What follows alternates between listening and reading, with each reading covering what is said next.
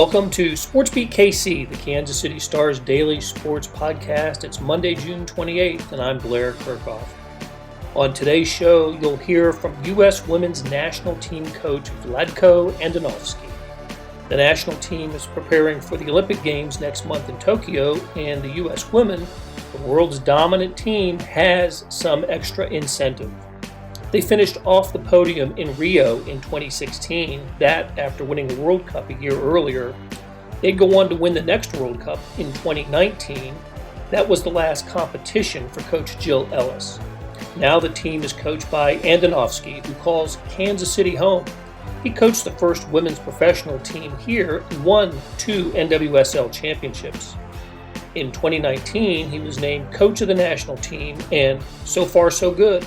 The teams played 21 games, won 20 of them, and tied 1. But the big competition awaits next month. Star columnist Vahe Gregorian and I spoke with Andonovski earlier this month. The team was in Houston for a series of friendlies, and the final roster had not been set yet. Since our recording, it has been, and we'll end the show by introducing the team. Well, I won't make the introductions. Coach Ted Lasso of AFC Richmond will. He and his assistant, Coach Beard, had the honors on social media last week. I think you'll enjoy that. So let's get started talking U.S. Women's National Team, the pressure of the job, and other topics with Vlatko Andonovski. What are the objectives between now and the beginning of the Olympics for shaping the team? So there are a few things. First, in this camp, the roster is not announced yet. So we are definitely going to take a little bit of approach of evaluating the players or evaluating some of the players before we make the final decision. But at the same time, we're going to try to play in the team that we believe, or the players that we believe will get to play in the Olympics or play significant minutes in the Olympics, and allow them to play together and synchronize the lines, the subgroups, and allow them to work together. Vlatko, as Blair and I were talking about this, and I realize it's sort of a bigger picture question, but what do you feel like you've learned over the last year, just in terms about dealing with the pandemic, but even how you've seen more about your team and yourself during this time? So first, I'll start with the pandemic. It wasn't easy. It was really hard, obviously, for obvious reason. But from the sports standpoint, from the soccer standpoint, it was hard because we couldn't see the players. We couldn't train. We couldn't spend time together. But in the same time, there were benefits from it in the fact that we didn't have opponents. We didn't have games against opponents. It allowed us to focus solely on ourselves in our development, not just as a team, but also development of the youth national team, and synchronizing everything, and creating a structure, creating a system that will be sustainable, not just for until the next Olympics or until the next World Cup, but it will be sustainable for years to come. And I'm sure a lot of players, coaches are not gonna be here, but I feel like we have the basis for a system that will be here for a lot of generations. Now, when it comes down to the team and what I've learned about the team and in myself is that it's a very interesting environment that regardless of what the circumstances are, they want to get better. They don't want to stay in the right lane. Like they want to be in the lane in the speed lane, and they want to keep on progressing. I mean, there were times where we felt like it's time to take it a step slower or take it a little bit easier, but for them it's like we're wasting time. We got to get better. So it's a constant demand or constant. It's an interesting appetite to get better, to improve, to evolve, to develop, and it's an interesting dynamics because it teaches you, or at first you feel like you're forced to meet those demands, but then it teaches you to, or teaches me individually, personally, to get better, to constantly get better, so I can serve the players the best way possible. Vlatko, the U.S. was really, we were hurt pretty badly by the pandemic, but came out of it before other nations. So I'm wondering if the U.S. has had an advantage of being having a team together, maybe an advantage over other nations in this regard. Not that you necessarily keep up with what teams around the world are doing, but you got to get back on schedule, and as other countries were struggling with vaccines and whatnot. Right. So, like you said, I'm not sure what other countries have done with their sports teams, with their soccer teams, especially the women's soccer team. But I'm pretty confident in what we do, and especially from the organizational standpoint, from the logistical support, that we're ahead of everyone. I mean, it's how this organization functions, and this is how, especially from the administrative standpoint, this is how we function. Is what can we do to be step ahead constantly, or to be better than everyone else, whether it's having an extra camp, or having an extra day, or having better environment for the players, or having open games, people at the stadiums. Like, there's so many things that we've done. It's not the one thing that will set us apart from everybody, but there are 50 things that we're a little bit ahead of everyone that will set us apart from everybody else. Vlatko, I'm remembering that I think it was right after you took the job, we were talking about might be a little pressure with this job, but also you saying who wouldn't want to coach the best team in the world. I wonder, with the Olympics coming closer now, how you navigated that whole thing with just feeling the joy of the job versus maybe some of the pressure of the job. Yeah, so the pressure hasn't changed. I mean, you start coaching this team game one, you're expected to win, even though nobody talks about it. We're at game 20 or close to that since I started, and it hasn't changed. Nobody talks about it, but everybody expects you to win. Everybody expects you to win in a good fashion. Everybody expects you to play well. Everybody expects you to do something different and win convincingly. So the pressure hasn't changed. What has changed is the way we go, or I go about the pressure. So initially I was nervous, or maybe even stressed about it, and now I'm excited. I'm looking forward to that, to those opportunities, or to those challenges. So when I talk about pressure, I feel privileged to be pressured in a situation like this. I mean, I have a chance to coach the best team in the world and take them to the Olympics. So I'm, like I said, I'm privileged with the opportunity and with the pressure. Blair, if you don't mind, I'll just jump in with one more thing. Vlatko, how did you go from feeling stressed to feeling the enjoyment of the challenge? I mean, were there a few weeks or months where it was a process even for you as a coach? There was no thing that I did. I said, okay, from now I'm not going to be stressed. I'm going to be excited. It's almost like falling in when you're falling in love. Like, you don't know. There's no moment when you say, okay, from now on I'm going to be in love with someone. It's a process. It's one thing after another. You get in this environment. You feel the environment. You spend time with the players, and you realize that everybody is excited about these challenges. They're looking forward to these challenges. They love it. I mean, that's the environment that's been created, and I can't tell like a moment or a thing that I did. It's just a process that now looking back, I don't know when it happened, but I know that I'm excited about it. Hey, Vlatko, I'm wondering about your relationship with the Olympics. when you were, I think you're of the age where when you were a boy, the Winter Olympics, I think, were in your country, in Sarajevo, maybe, and in '84. 84.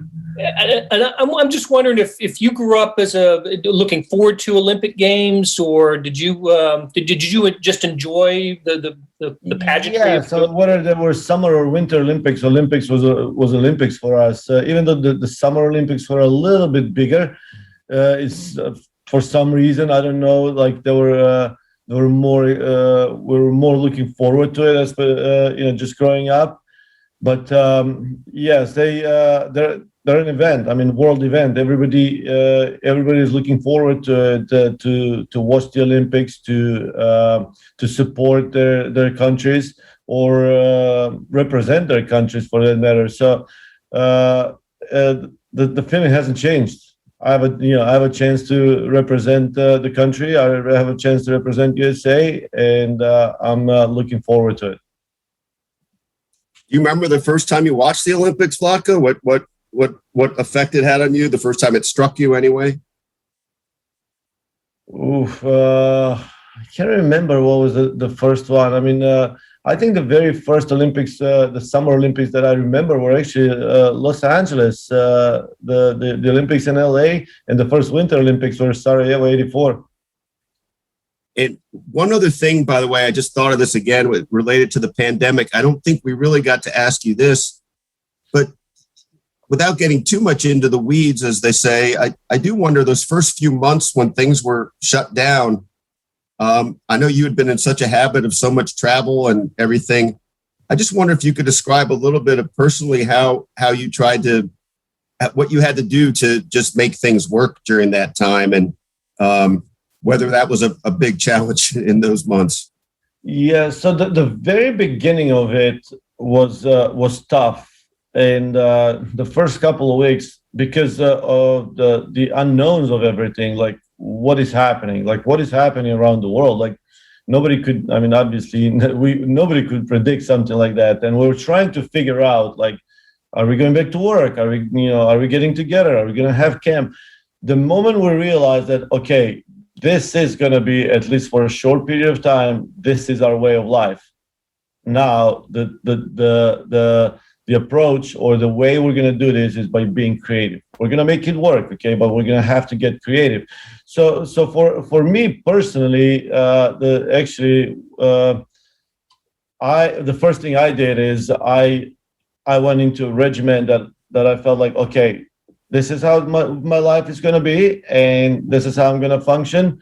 Okay, I wake up, I'm going to do my workout, I'm going to get a cup of coffee and go for a walk with my wife. And that's how every day is going to start, regardless of what I have.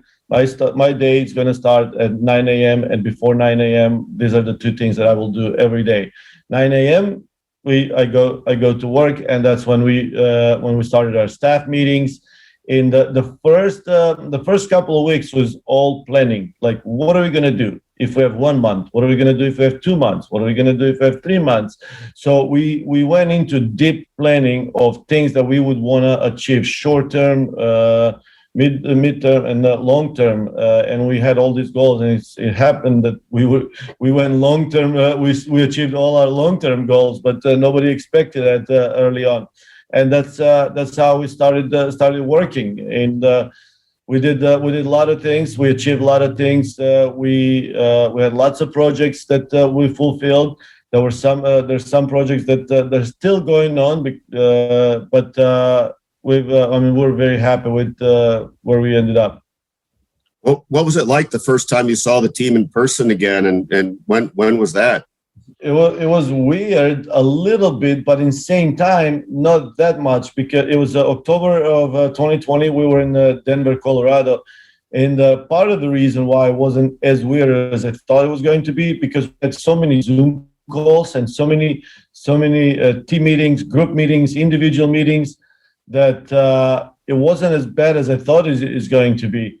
And I had a chance to see him during the summer in the Challenge Cup in Utah, where that was I didn't see him as a team. I saw some of the players individually, but it was kind of weird because I could talk to them, but I had to be at a distance, and I was on one side of the fence, they were on the other side of the fence, and we have a conversation. But like I said, it was weird, but not as bad, just because of the fact that video calls helped us a lot. Was it kind of emotional just to see them again, though, when you finally did? Yes, absolutely. I mean, we spend so much time together, and all of a sudden, like, everything stops. But we're getting back to normal again. Like I said, slowly but surely, we start spending more time together, and I have a chance to see him in the league games now. I have a chance to see him now. We're for 2 weeks in Texas. We have week off, and then we go back together for the send-off series, and then off to Japan. What was the message to them during those Zoom calls? Were you trying to keep their spirits up? Yeah, so we had different types of calls, different types of meetings. We had meetings where they were educational for us, like what are the areas that we want to grow in as a team from the tactical perspective. So how are we going to evolve our game model? What is our game idea? Let do the work on the details. But then we had meetings where we had group meetings when we worked on certain things individually, and then individual meetings. But then we had meetings where we worked on our culture, on our team chemistry. But then we had meetings where we worked or where we talk about motivations and inspirational meetings. And then we had meetings or things that we did that were just to keep us busy and get our mind off of everything else that was going around us at the time. So we were trying to change it and not keep it with one thing, just so we can throw them off a little bit, or sometimes we'll let it go for a little period of time where they relax, and then we'll go for 2-3 meetings in a row. So we're constantly moving different things so they don't fall into one regimen, like every Monday, Wednesday, Friday, or every Tuesday, Thursday. It was all the time. I was like, oh, now I got this. Oh, now I got to do this. So just doing different things to keep them busy. Vlatko, there's been a lot of kind of noise about or in Japan about whether the Olympics should go forward right now or things of that nature. How have you processed that? I mean, I guess you can't ignore it. On the other hand, I think you have to ignore it in terms of preparing to go there. Yes, I've been blessed to be surrounded with a great group of people that give us logistical support, and they give us support in any way that we need. And our GM, Kate Margraf, the team administrator, Ryan Dell, they've been on top of everything. And the communication officer, Aaron Heifetz, they've been monitoring everything, on top of everything. And they just give me enough to be in the loop, but not to be bothered with anything, because for us, we're in 100%. Like that's the approach. Like nothing else bothers us, and until they tell us it's off, we're 100% ready. Vlatko, when do you have to get down to 18? Few days after after this camp. So on the 16th, we finish the last game. On the 17th, everybody leaves, and the coaches stay and the camp review and work on the roster. So I would say about 2 or 3 days, 3 or 4 days after that, I have to announce it to the federation, and the federation will announce it publicly. Okay, and so the team that goes to play the friendlies against Mexico and Hartford will be the Olympic team. That'll be the team. Okay. Vlatko, have you spent any time just sort of visualizing the actual feeling of being at the Olympics? And I don't even know what they're going to do for opening ceremonies this year and how that will work. But have you spent time with that? I've tried to think a little bit about how everything's going to look and what that experience is going to be like, but I still can't get all the way there, just because I feel like that the most important thing for us right now is, besides preparing the team, is selecting the team. So we spent a lot of time as a group talking about the players or the selection of the players, and myself, I spent a lot of time thinking about all of those players, just making sure that we're going to make the right decision. SR, you were at the sporting game recently here, huh? Yes, I was at the game. Actually, I was at the game before that, and I was at the last one as well. So anytime I have a chance, I go to sporting game.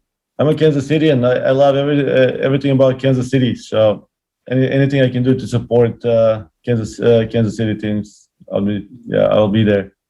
So, and of course, Hugh Williams, they play tomorrow. And have you gotten a chance to see them play yet? Yes, I was at every game that they played so far, whether it was Challenge Cup or the regular season. So, and if I'm in town, I'm there. Okay. And part of it is because it's my job. I feel like I have to be there first for the team that is there for Kansas City team, but also for the team that comes to play Kansas City. There is always something that I probably need to see. That's one thing, but the other part is the emotional part. I mean, Kansas City will always have a special place in my heart. That's the team that we won 2 championships with. That was 2014 and 15, and even though that the majority of those players are gone, we still have a few originals that were there in those years. Right. So I'm going to be there for them. Vlatko, it's interesting. You still live here. You have such an affection for Kansas City, but I think your profile has probably changed in terms of national and international recognition. Has it been something to get used to be recognized more that way in your role? I mean, it has changed, but I feel like I constantly remind myself that the position is what gets the recognition. It's not me. I mean, I don't deserve that. I'm Vlatko. I still want to go to sporting game. I want to go to Kansas City game. I want to go to lunch with my friends, and I want to go for a kick around with the Comets boys, and I want to be out with my family. So I'm still doing it. It's not that any of that is going to change, because that's who I am. But the position is what gets the recognition.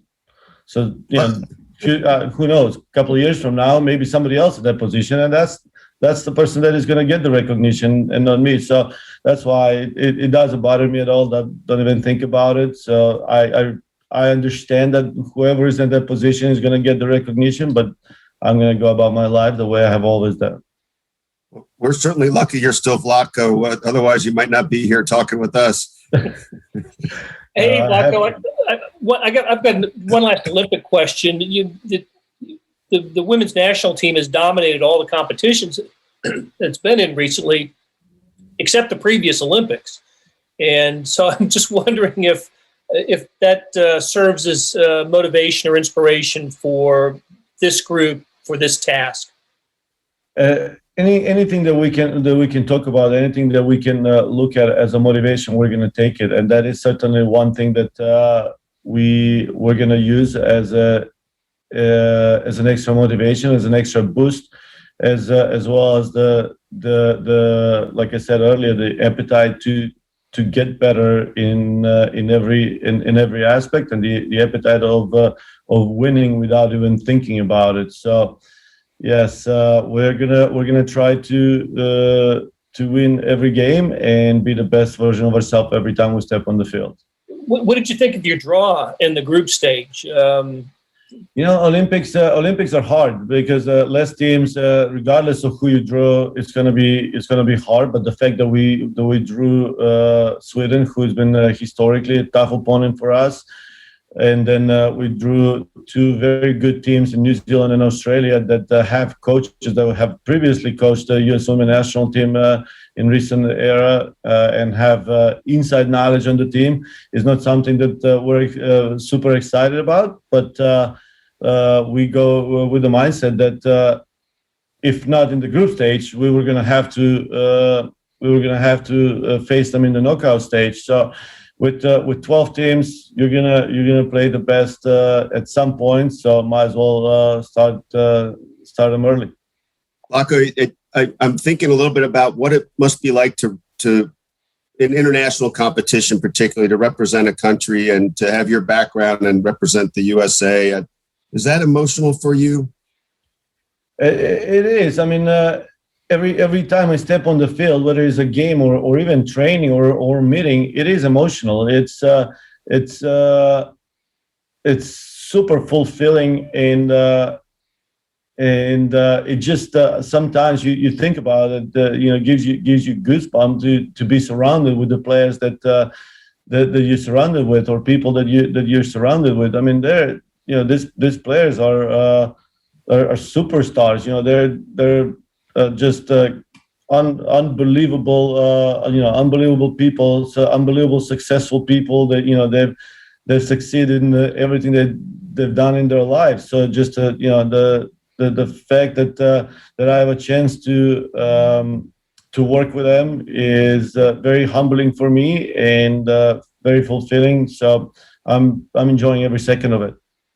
Is it in any way different to have a match that, say is in a professional league than it is to have one with countries' names across the jerseys? Oh, it's not even comparison. It's not even comparison. I mean, when you're standing on the sideline and the national anthem is going, and right after that the players are lining up for a picture. I mean, those are moments that you can't just describe with words. It's just it's a feeling that there are no words that can describe it. It's just a different feeling, and butterflies are going and things are going through your head. It's just enjoyable to be part of it.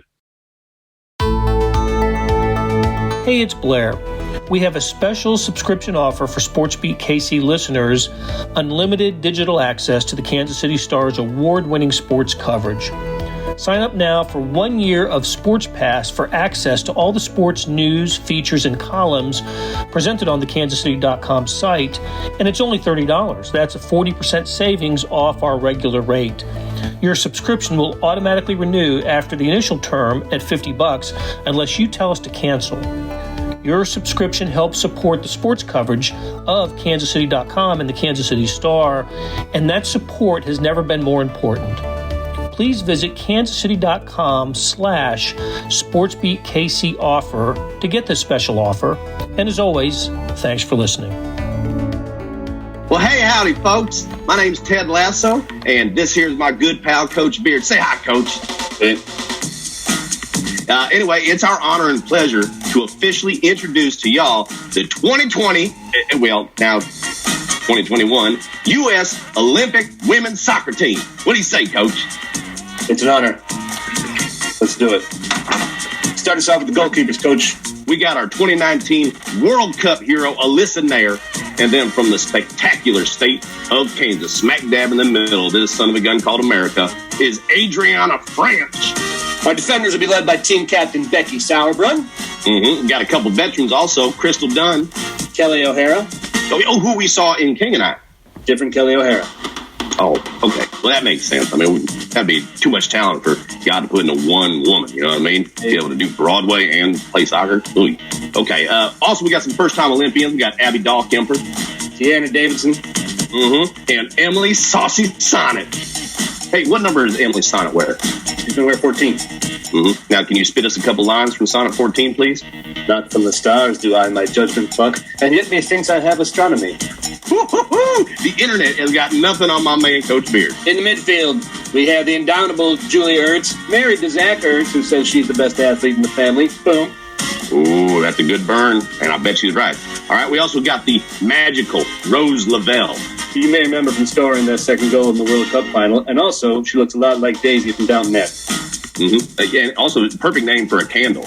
Like, what are you going to get? I'm going to get the Rose Lavelle. Romantic. Like right up there with sandalwood. Hey, thanks again for that sandalwood candle you got me last Arbor Day. You're very welcome, all right? I'd love to get a Rose LaBelle one for next Valentine's Day. We also got the Tower of Power, Samantha Mewis. And her older sister, Christy Mewis. Look at that. That's like a whole situation there. Two sisters on the same thing, on the same bus. You know, they're reading each other's minds and everybody's getting all frustrated with them whenever they play celebrity or like, charades. And they're just like, you guys can't be on the same team, because, sisters can talk without, moving their mouth. Yeah, it disrupts the social vibe and yet enriches unity at the same time. Yeah, it's a good thing to have. Sisters are the best. And wrapping up the midfield, Lindsay the Great Hooray. Mm-hmm. Yep. I remember when she was just the good.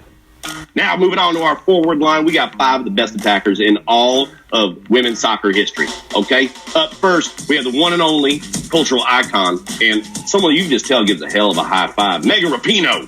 Also won the Golden Boot and the Golden Ball at the last World Cup. I don't know why they don't give 2 Golden Boots. Seems weird just to have one. And then you're walking around, you just sort of, one. You know what I mean? Yeah, you're going to have a limp. It's going to screw up your Achilles for the next tournament. Oh, maybe it's slow down greatness. They're always thinking. Soccer's always a step ahead. They always are. But not too far ahead. Otherwise, that's offside. Well done, Coach. Well done. We also got the legendary Carly Lloyd. Hat trick in the World Cup final before that. And why don't they give you a golden hat when you get a hat trick? You get a boot if you do something great. You get a golden boot, you should get a golden hat. Coach, we finished this whole Richmond thing. You got to go work for FIFA. Amen, right? Or amen. Also, we got hanging out up there, Kristen Press. Manchester United. And the wildly entertaining Tobin Heath. Also Manchester United. Mm-hmm. Who is that, by the way? I've never heard of them all. I'm just kidding. Only one of the biggest franchises in the history of sports of all time. Well, we're leaving off one member of that forward squad. No, I am not. You talking about super duper soccer mom extraordinaire, Alex Morgan? Right? Who recently added a new goal celebration to her repertoire. One that she picked up from us from a satellite camera that I was unaware of the fact was filming us at practice. And, flattered, but also a little spooked out. Yeah, and I want to know what else she has in the hopper celebration-wise. Well, that's a good point. Alex, if you're looking for suggestions, that's always good, right? You know what I mean? Is this the mashed potato? What is this? Or just a shimmy? That's the monkey, I believe. That's the monkey. Just a shimmy. No one shimmies anymore. You know what I mean? Just a little shimmy. All right, Coach, let's take it home with our alternates. Goalkeeper, Jane Campbell. Mm-hmm. We got our defender, Casey Kruger. No relation to Fred. Midfielder, Katerina Macario. And forward, Lynn Williams. All right, there you have it. Those are the 18 women that will be representing our country, the United States, in the 2021, Olympics, right, in Japan. You know what I mean? And, we haven't messed with an Olympics since this bad boy right here, since, we did the time trials for the curling team, right? That was the best week of our life. That was amazing. We were broom stewards. We're just rushing out the brooms, making sure there's nothing crusty or any newspaper or anything caught in there. And it took place in Blaine, Minnesota. So here's a fun fact for you. Blaine, Minnesota, first place the U.S. women's soccer team ever played back in 1986. All comes full circle. Here's another fun fact for you. In this here Olympics, the U.S. is trying to become the first women's national soccer team to win the World Cup and the Olympics back-to-back. Never happened before. We got to let their coach know. Give their coach shout out. Shout out North Macedonia. Is he from North Macedonia? Yeah. Oh, what street? Here's what I say. This is a big tip. This is what I learned. Every time they kick the ball, it's not coming at you. You don't always have to duck. These pro soccer players, they kick the heck out of that ball. Oh my God! And it always sounds like I'm like, you don't have to do that. All right, here's one more tip for Vlatko. You should learn the local language while you're over there in Japan. And we actually got a few phrases that you can use, just at your disposal, right? Coach, why don't you hit them with one? Doki doki watashi tachi wa picnic ni ikimasu. Mm-hmm. And that means sometimes we go on picnics. All right, that's a great one. What's another one, Coach? Hyaku hayaku donatsu o kudasai. And that means please bring me 1,000 donuts quickly. And then hit them with one more, Coach. Nihongo o nashimasen. I don't know what that one is. What does that mean? I do not speak Japanese. Yeah. See, I wouldn't know that because I do speak Japanese. Okay. Thanks again so much for having us. Again, my name is Coach Ted Lasso. This is Coach Beard. And, hey, Coach, I was just realizing, what would look real nice next to one of them golden hats from a hat trick that they've yet to come up with, or the golden boot that Megan's won. What toast? Gold medal.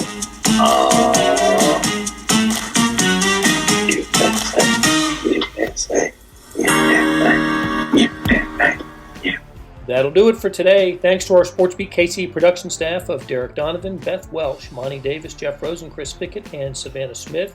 Hey, you can read Vahe's story on Vlatko Andonovski in the show notes here.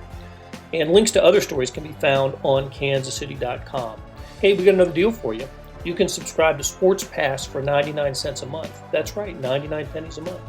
Sports Pass is the online version of the Star Sports section. You get all the stories that appear in the print editions of the Star, plus additional stories that appear only on the website. After 3 months, it auto-renews at $5.99 a month, unless you cancel. How do you get it? You go to kansascity.com/sportspass2020. That's kansascity.com/sportspass2020. Do you want more than just sports coverage? Check out the entire Kansas City Star product. Sports news, features, commentary, and analysis, the whole thing. You get all the stories written by my talented colleagues, plus additional national news, sports, and business coverage with the e-edition. The details for all of these deals can be found at account.kansascity.com/subscribe.